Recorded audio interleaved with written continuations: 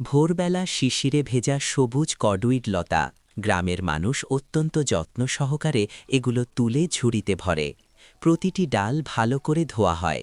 এরপর এগুলো কড়াইতে ফুটন্ত জলে মাত্র ৩ থেকে ৫ মিনিট রান্না করা হয়।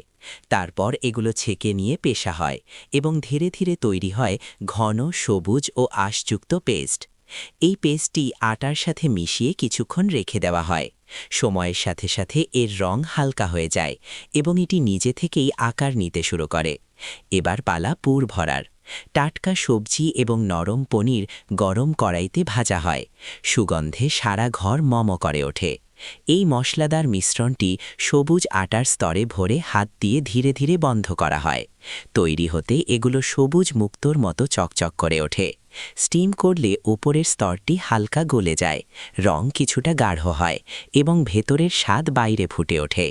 গ্রামের রান্নাঘর থেকে বেরিয়ে আসে বসন্ত ঋতুর এই বিশেষ উপহার, যা প্রতিটি গ্রাসে প্রকৃতির সতেজ স্বাদ ভরে যায়।